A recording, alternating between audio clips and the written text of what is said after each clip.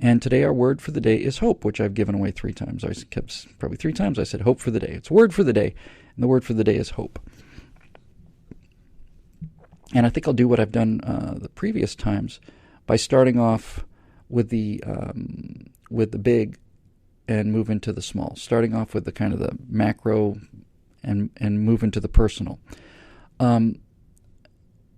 It's a great word for today. And the reason I think hope is such a great word is because I don't know about you guys, but I've always known, needless to say, we're all on the same team here. I've always known that Barack Obama was a bad guy, not just not a good guy, just a bad guy. I don't think he's a mind control Marxist or determined to bring an Islamic revolution or to devalue the currency of the country. I don't think he's deep enough or smart enough for that. I think Barack Obama only cares about Barack Obama. That's all. But he is a profoundly immoral man and a profoundly damaged one. A pathological narcissist who's never, ever been given any hardship or confrontation in his life. He is paper-thin skin and no depth and no real intelligence that I can see. Certainly no sign of it. The thing about Barack Obama, by the way, as you know, I'm getting to hope. And I'm not getting to his hope. He had no right to use that word. But, one thing I did have a sort of a breakthrough thought about not too long ago was, he was the only president of the Harvard Law Review to not actually write a law review. And I thought forever that was just, they were just too busy using him as their poster boy for how advanced they were morally. But I realized that doesn't make any sense. Barack Obama, without question, wrote law reviews. They just weren't published. The reason they weren't published was because they were unpublishable. Barack Obama's probably got an IQ of 108 or somewhere in that ballpark, smart enough to look smart in Occidental and in Columbia, as long as you say the right things and don't get into too much detail. But once you're surrounded by 140 IQs in Harvard Law Review, they're not going to publish that stuff. Are you kidding? Make them look like what they are, which is racist who selected him because of his skin color. So Barack Obama is not bright enough to be an evil mastermind. He's just narcissistic enough to be a conduit. And I don't believe he's controlled by a giant cartel. I don't believe radio waves come out of the Kremlin or out of the Mecca or any place else. But I do think that this man has surrounded himself his entire life with Marxists and jihadis and terrorists. And I'm on not only not on thick ice here, I'm standing on granite. It's in his autobiography. Everybody he knows, every influence on his life has been a Marxist, a terrorist, or an Islamicist. Sometimes 2, and in a couple cases, I'm sure, he hits the trifecta, and they're all 3. I don't know any Marxists, terrorists, or Islamicists. You probably don't either. So we know what he is. So I want to talk about hope in the big sense for a minute here, because I know everybody out there is watching what's going on, all the spying and all the IRS and the intimidation, Obamacare, your healthcare being run by the IRS. I know people have passed from a sense of anger and rage and despair into disbelief. And with that disbelief, a sinking, gnawing, horrible feeling that not only is this great experiment going to end, but it's going to end ugly and bloody. And I share those concerns. And those are not trivial concerns, and they're not fictional concerns. They're real. But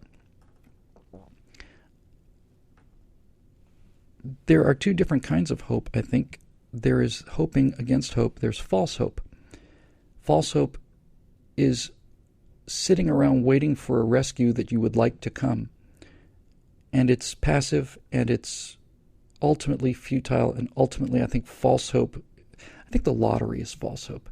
For example, I think there's a lot of people out there, millions of people, who are anesthetized by buying a lottery ticket, who say, well, I'm going to go get a lottery ticket. Maybe I'll win. They don't have any idea what the odds actually are. They may be told that the odds are 7 million to 1, but they don't know what that means. And so the lottery becomes hope for them. My dad had some of this in his later years. He bought a lottery ticket. Why? Why'd you buy that, Dad? Just, make life interesting, fun, hope. My dad was at the end of his life then, and he had a successful career, but so many people in the beginning of their lives have this sense of hope. And it's false hope because it's a wish. It's a wish, and wishing doesn't help. I think the same thing is true for singers who. I saw something really great. I forget who it was. It was from one of the guys in a famous musician. I'm sorry, I forgot his name, and I don't remember the exact quote because it was a long quote. But basically, what he said is things like American Idol and The Voice and all these talent contests have destroyed musicians because when you have talent now, everybody says you should be on American Idol, and one person a year wins American Idol. 15, 20. I've never seen it. 20 people a year or a season are on the show, and your entire life, everything you want to be is going to hinge on whether or not you can get in the door, A, or B, whether or not Simon had a bad day the day before. This is your entire future hinging on this. This is like going down and buying a lottery ticket. If you don't want to be poor, the lottery doesn't cripple you by taking your money, although in the case of some people, they spend a fair amount of money on lottery tickets. But it's not that it takes $1 or $10 a week out of your pocket that makes you poor. What it does is the lottery ticket in your pocket reduces or eliminates your ambition to go out and actually succeed in ways that are not only attainable but foolproof. We talked about that before, this business of getting a half hour there before your job and a half hour afterwards. You'll be promoted faster than you can count. And so that kind of hope, lottery ticket hope, American Idol hope, is false hope. It happens to one person in a million, and that one person is held up by the others. And frankly, I don't mean to be too hard on people about this, but I'm a guy who talks about these things from experience. It's not like I haven't been there. False hope, lottery ticket hope, American Idol hope, ultimately, and it's going to sound hard, ultimately it is a fig leaf for the cowardice that you have for not going out and actually doing it. That kind of false hope, the hope of rescue that is either not on its way or the fact that you're not walking towards your own rescue. You can't. I think Peter Guber used a term, I don't know if it was his or not, worked for him for many years. He says you got to be complicit in your own rescue. You got to, if somebody throws you a line, you got to swim to it, right? So this chance, hope is a 1 in a million chance, and that everything that you want out of life is going to be based on winning a lottery ticket or walking into a room and impressing one guy who's notoriously mean-spirited and cranky. You're going to put everything you have in life, your entire life, all of your dreams, in that basket. I'm sorry, I know this is hard, and I'm speaking from experience here, folks. You need to look at that. You need to look at that attitude no matter what kind of life you're leading. And if you are waiting for the long shot, if you think that your chance for success is for you to get one at-bat, and during that one at-bat you hit an out-of-the-park home run, if you are thinking about that with anything in your life, you have to stop right now and really get down to brass tacks. Because what you're doing is you're providing yourself with a false hope, and that false hope, hate to say it, is being used as a narcotic and a sedative to cover your cowardice from not going out and doing the fundamental daily grunt work necessary to actually be a success. And I'm a guy who spent 25 years of my life waiting for a film deal that never came, and waiting for the big overnight success, and waiting for all of this, and the call from Steven Spielberg, and the Academy Awards, and the limousine to the cast party, and all this and all this and all this and all these dreams took 25 years out of my life. And it's only when I gave up on that, when I walked away from it, when I realized how destructive it was. Hope is a life of hope. I was hoping for this, and I was working towards it, but I wasn't doing anything. And it's only when I put away that constant yearning, I'm going to come home and fantasize about my career as a filmmaker. It's only when I put that away and realized I have some talent as a writer. I'm going to write about freedom. I'm going to write about guns. I'm going to write about Iraq. I'm going to write about the Columbia reentry disaster. And it's an essay, and I don't need $100 million, and I don't need a staff of 60, and I don't need 4 years. I can sit down and do this in a couple of hours, And when I started to do that, I realized, in retrospect, I didn't realize it at the time, but realized in retrospect that what I was actually doing now was I was getting up there and hitting singles. I was just getting on base. That's how you win baseball games. You get guys on base, and you move them around the diamond. I wasn't swinging for the fences. I wasn't good enough to swing for the fences. I didn't know how to play baseball. I kept going for the home run, and I was a guy who never hit a ball in his life. And I just started hitting singles. And then once I started hitting singles routinely, and I got to the point where I developed my swing, and talking about metaphorically, obviously, got to the point where I could develop my swing and develop my skill set and develop my timing, and I started hitting doubles. Then I started hitting triples. Now a home run is not a once-in-a-lifetime opportunity. It's something that I do 1 out of 4 or 5 times. It's luck, but it's skill. Half the work I do is below average. Half of these Stratosphere Lounge shows are below average. Half of these commentaries are below average. I just want to have a higher average. I want to raise the average. I don't have to hit a home run every time.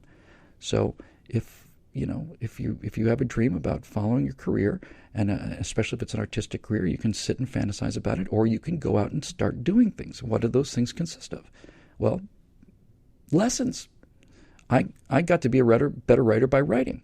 If there were writing classes that were available to me, I took them. If there was a book on writing to read, I would read it. You take lessons. You get better. You get people to teach you to the limits of your skills, and when that person can't teach you anything anymore, you get a better teacher. And if that means you have to get another job, or if you have to work harder or whatever, then do it. This is the difference between false hope and real hope. This is the difference between wishing for something and waiting for something. When I say waiting, I mean waiting in the sense that you are going in that direction. And that's what it comes down to. That's what real hope is. You see, real hope is not passive. Real hope is not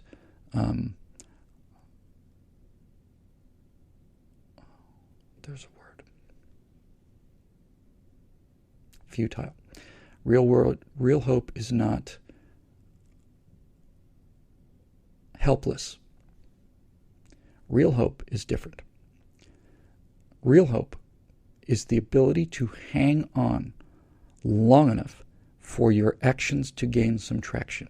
Real hope means you get up another day and you go out there and take another baby step towards what it is you want in the world.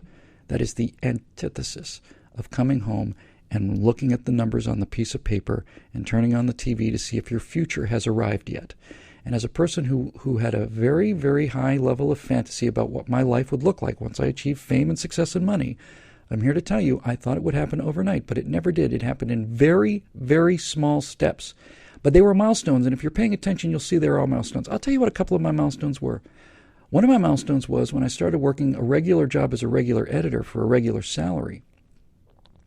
My dad asked me, he said, well, it seems like you've been working steadily, because seriously, guys, between you and me, I'd been intermittently working and not working, mostly not working, for 20 years. So my dad said, so you're working regularly this job? Yeah, I've had it for a couple of years, Dad. It's a long time in this business. And he said, what's different? I said, I can fill up my tank now. I don't have to get $3 worth of gas or $5 worth of gas. For those of you out there who are under 30, $3 of gasoline used to get you some distance. You drive for a day or two. And the problem with paying $3 worth of gas, because it's all you have for gas, is that you have to get gas every day or every other day, and that's all you can do because it's all you have. I said, yeah, that's what's changed. He said, really? I said, yeah. Now I go to the gas station, I fill the car up. Okay. I had another one of those this year, a couple months ago. My car insurance on my new car ran out, as it does every year, and I was looking at the payments, and I said, so what's the total? And they gave me the total, and they said, and it's this much a month. And I looked at the total and for the year, and I had it. And I thought, should I hold on to it? Well, I had it and some, thanks to you. So I paid it. I just paid it for a year. And I realized that it's little, tiny, tiny little things like that that are actually how your life changes. Now you fill up your tank. Now you can pay all of your insurance in a year. That's a heck of a thing, really. If you think about it, it's really quite an achievement. I don't have to worry about that anymore. And so you go out and you hit singles and you go up and do the work. Now, for every person out there who has a dream, there's 1 in 1,000 who will have the courage to actually say yes to opportunities when they present themselves. And there's even smaller number of those people who will continue walking down this road after it stops becoming interesting, because everything's interesting and exciting in the beginning. You're going to find out whether you really want to be an actor or whether you want to be a movie star by what happens after you get a lot of acting jobs and no movie star role. Most people who want to be actors want to be movie stars. People who have to be actors act in repertory theaters in Gainesville Little Theater, and they perform for an audience of 70 doing You Can't Take It With You on a Wednesday night in front of a retirement home. Those people have to be actors. They have to be. They can't do anything else. They have to be acting. Those are the people that are going to succeed. The people who want to be movie stars are actors who talk about what they're going to wear to the cast party. Those aren't actors. Same for writers, same for everything else. So anybody who's got the means to, who actually takes the steps to follow their dreams is well ahead of the game. And I've seen a few screenplays. I've written, 7 of them. I've written a lot of material over the years. In the last 5 years, what with afterburners and stuff, I blew my mind. I've got over 100 afterburners, and I think, and that's a lot of content. And so when somebody says, will you look at my screenplay or my book, whether I have time to do it or not, I'll tell them this. I'll say, listen, is it finished? They said, yeah, it's finished. I said, well, then you are now an actual writer, not a wannabe writer, because wannabe writers talk about writing. Actual writers write things and finish them. So I have far more respect for somebody who finished a bad book than somebody who started an amazing book. Far more respect. So hope is not wishing, and hope is not passive, and hope is not futile, and hope is not false. Hope is the courage to get up and go out and do it again today. That's why some of the lines have such power over me. Some lines in movies just make me cry because they go right to the heart of me. And the great line at the end of Lord of the Rings, when Aragorn says, I'm not saying we're going to beat these people. I'm not saying we're going to defeat evil, but we're not going to let them win today. That's fantastic. I think Starbuck has a line in Battlestar Galactica quite frequently where they're talking about the Cylons and they're fighting this overwhelming enemy that just keeps coming back, and they literally resurrect themselves. You shoot them and they're reborn. And I think it was Battlestar Galactica, and I think it was Starbuck said, well, we're going to fight them till we can't fight them anymore. That's so moving and so powerful. That's the essence of hope. I've been reading a lot of Winston Churchill lately, very lot of Winston Churchill. That's the thing that strikes me most about him was he knew what the odds were. He knew how overwhelmingly the odds were set against him, but he never doubted that he was going to win. He knew how likely it was that they would lose, but he just believed that they would win. He knew he had to believe it.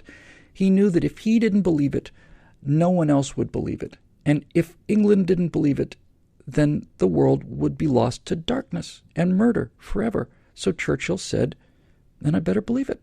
And I'm going to get up and act as if I believe it. And he did believe it too. He did. He believed it.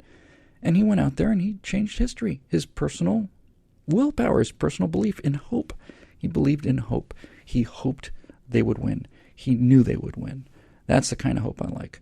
I like the kind of hope where it's so sound, it's so fundamentally sound that it's not a wish, it's a belief. It's a belief. And wrapping up to a close here, excuse me one second. That's what real hope is, I think. And this is, now we get down from the big hope, like the hope we have for our country. People out there say it's hopeless. Hopelessness is a self-fulfilling prophecy, and so is hopefulness. And you're talking to a guy who had most of his hope just kicked out of his system last week and suffered 2 days of his life that was about the worst 2 days I've ever suffered. I lost all my hope. I lost professional hope and I lost personal hope. It just went away, and I just lost it, and I was inconsolably miserable. I felt like my skin had been sanded off. So why am I doing better today? I'm doing better today because after a day or two of mourning all of this stuff that caused me these things, I decided I'm not powerless. Hope is not a wish. Hope is an action. Hope is a decision. I'm going to get back up again, and I will go back to doing what I was doing before, and I'll learn my lessons, and I'll try and be more effective and try to be more efficient. I'll try to do it better. So I guess the final thing I'll close with is this. If you have a dream out there, you should go for it, and you should not pull any punches. You should use every single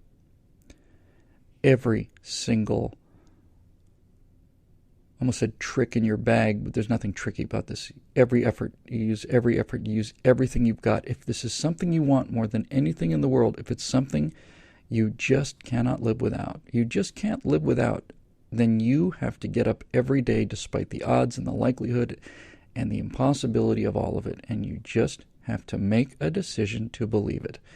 And that's what I've been doing. That's what I did again and again and again all my life. All my life. Sometimes I'm down for a month. Sometimes I'm down for a year. Sometimes I'm down for an hour. But then the time comes when I make a decision to get back out there and try again. Because as Sylvester Stallone said, he shopped Rocky to 100 people. He said it was 100 and some number, 66, but I think it was 100 plus, whatever the number is. He said 100 people passed on that movie, including Robert Redford, who wanted to do it, starring Robert Redford. And Sylvester Stallone said, "No, I'm going to be in it. You're ugly. You can't speak. You're an unknown. You're a nobody. You want to write it and direct it and act in it? Yep. It's a great script. Sorry, not interested." 100 people said no to making his movie, but he wanted to be in it. And the point that Stallone made was, they didn't all have to say yes. 100 of them could say no. Only one had to say yes. Wow. So that's what I hope for. I have career aspirations, which I will achieve. The career aspirations I will achieve because the options to my career are myriad, almost infinite. There's almost infinite numbers of ways to achieve something you want in terms of money or in terms of your whatever. A personal hope is different. It's a little narrower. But I do believe in the power of hope coupled with action. I believe that if you want something badly enough, I don't believe this idea of visualization and all you have to do is just think about it and it will magically appear. I just don't buy that secret stuff. I don't. It's not been my experience. I may be wrong. It hasn't been my experience. My experience has been that genuine hope is your eyes on a prize that you want so badly that you will do anything, and you will keep going, and no matter how many times you get knocked down, you will get back up again, and you will do it again, and you will just stay in the fight until either the fight wins or you do. And even if the fight wins and you lose, that's a noble way to go through life. That's a noble and honorable and decent way to go through life. If you are taking action to achieve what matters to you, that's as good as life gets. So there are things out there I want very, very, very, very, very, very, very, very much. And I may not get those things. But I believe I will. And I will continue to believe I will. And on those days when I lose that belief, those days will come to an end and I'll get back to believing them again. Because that's what the power of hope is for all of us as individuals and for us as a country. Ultimately, when it's all said and done, when it's all over, what hope really is it is the germ of the self-fulfilling prophecy that becomes success and happiness. It's what keeps you in the game and in the fight and doing the work long enough to succeed. And if you give it everything you've got and you behave in a manner that's worthy, I believe you will get what you want over time. And if you don't, you can at least look yourself in the end when it's over and just say, I gave that the best shot I had. I gave it everything I had in the box. Everything I had in the box. Who can go out ashamed of that, Who can say a life like that was wasted? A life wasted is a life holding a lottery ticket, watching TV to see if your numbers happen.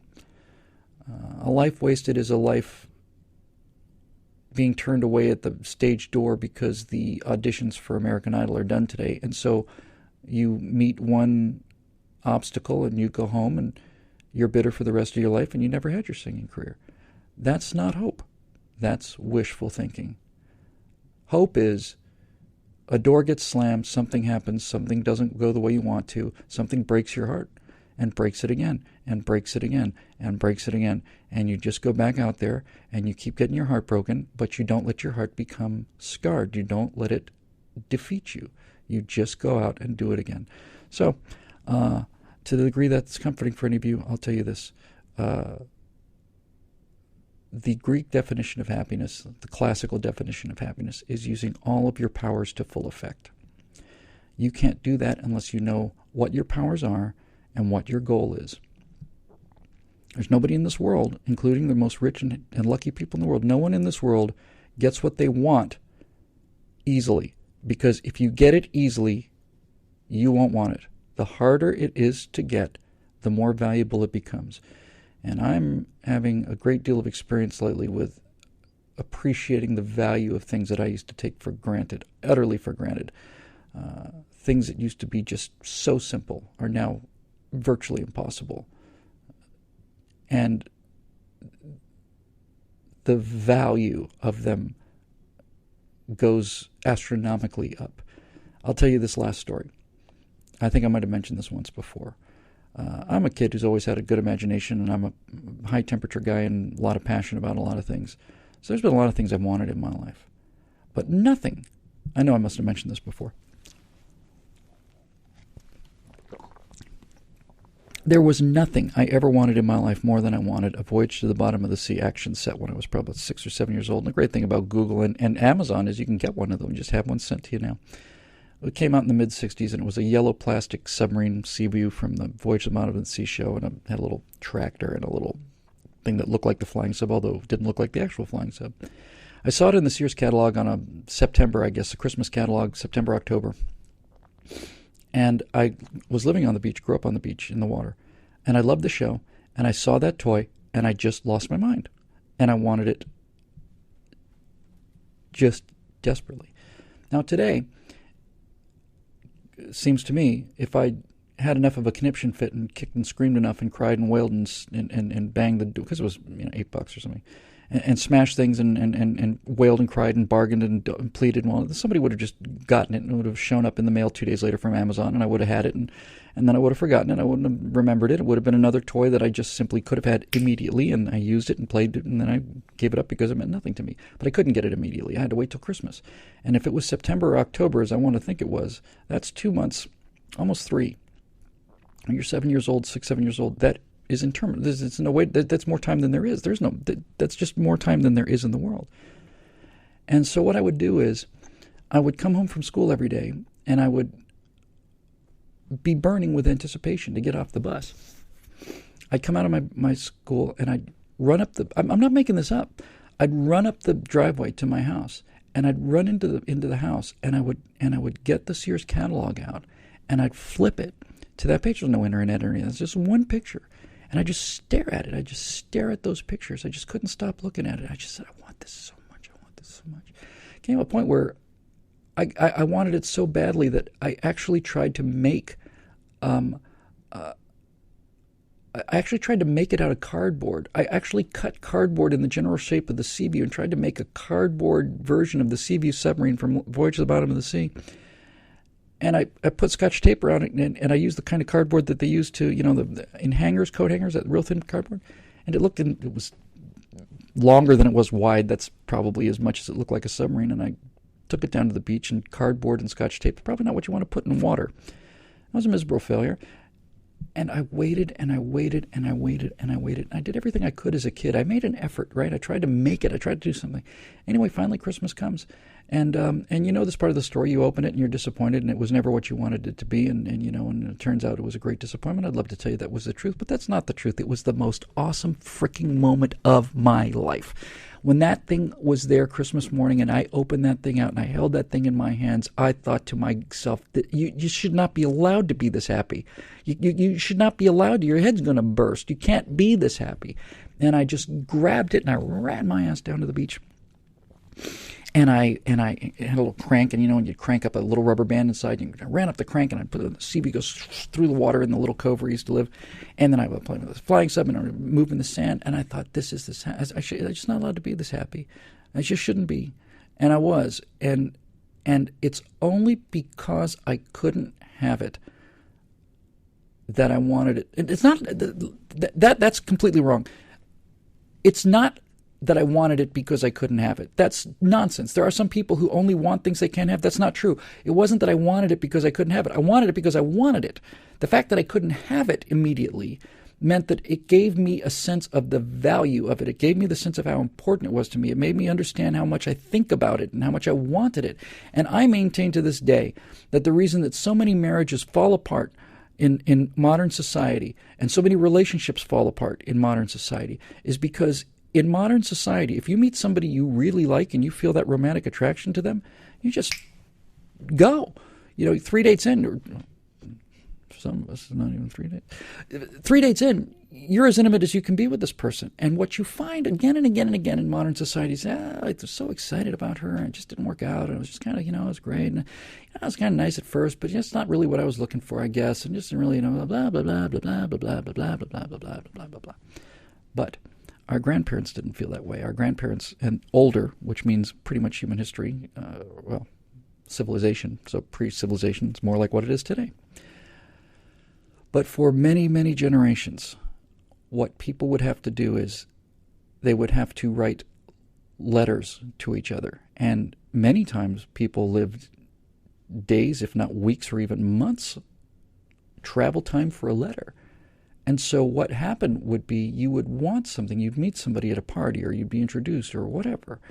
And you'd feel that same sense of, I got to see this girl again. But instead of getting on the phone and making it Tuesday and then the next Thursday and then Saturday, no, it's like, I'm not going to see her again for a year. And so what you would do is you would write letters and you would express yourself, and you'd have plenty of time to think about what you wanted to say that day because you're not going out on dates with this person because they're not here, and you would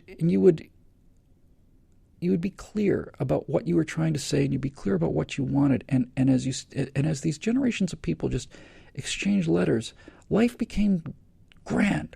Because they didn't have it all the time. So they got to think about it all the time. They got to want it all the time is what it was. Because they didn't have it all the time. They got to want it all the time. And every single day, they would wake up thinking about this. And they would go to bed thinking about it. And they wanted it. And they couldn't have it. And they would hope. They would hope that someday they would. And they'd check the mailbox. And if that mailbox was empty, it was heartbreaking. And if there was a letter from somebody, it was electrifying. It was almost good enough. When you go through 2 years of that, or a year, 6 months, whatever it takes, of wanting something, and of not being able to have it, you appreciate it. You understand what its value is to you. And if it's something you really want, and it's something worthwhile, and something really rare, and something really different, if it's really just one of a kind thing, it doesn't matter what it is. It's a movie deal or a career, or it's a toy submarine, or it's a person. It doesn't matter what it is. If it's what you have to have, and you go long enough wanting it so that you become as sure of this as you are of anything in the world, then you have a choice of which kind of hope you're going to take. Are you going to take the false hope of wishing that this were the case because that's a comfortable narcotic and you can ramp yourself up and you can feel the little tingle and you can go to bed at night and you can feel all that stuff? Or are you going to actually take steps to make it happen? Are you actually going to try and get it? Are you actually going to go out there and study and learn and write and perform and all those other things? What are you going to do? That's what we define what kind of person we are. I think by what kind of hope we choose. The weak hope of false hope, which is just a wish of a number coming up, or a one-time audition, or a home run in the one time you're at bat, or any of that stuff. That's false hope. That's wishful thinking. Or is it going to be the actual, genuine, real hope, big hope, which is the ability to get up and do what you have to do No matter how bad you feel, no matter how many times you've been defeated, no matter how many times you've had this door slammed in your face, do you have the courage to go out there and put it all on the line again and get turned down by the 101st person who finally says, all right, Sly, we'll take a chance. What the hell? What's the worst we could do? You know? Make a Academy Award winning movie. One of the great stories ever told, Rocky. One of the best movies ever made. Somebody will do that sooner or later. Stay in the game. If you've got what it takes, they'll find you. You've just got to stay in the game. So I'll bring this to a close by talking about our country. We cannot let this guy win. We just can't. We have to get up every day and fight him until we can't fight him anymore. Starbucks said, I think, on Battlestar Galactica. Fight him and not let him win today. Don't let him win. And look, letting him win, I know it seems like they're winning all across the board. They only win when we give up. They only win when we stop fighting. I'm never going to stop fighting. Never. You're the same way. I know you are. You're never gonna stop fighting either. We're just gonna. I can't stop the country from going down the toilet. I can't. I don't have the power to save the country by myself, and neither do you. All I have the power to do is to give it everything I have. And that I am going to do, both for the country and everything else. Everything else is going to get my full attention, and it's going to get my full effort. And then beyond that, it's not up to me. And beyond that, you can die with some peace, one way or another. That's all we have for the Stratosphere Lounge episode 30. Thank you very much for joining us as always. Hope to see you next week, but we will see you next time for sure. Thanks again for being with us. We'll see you. Bye-bye.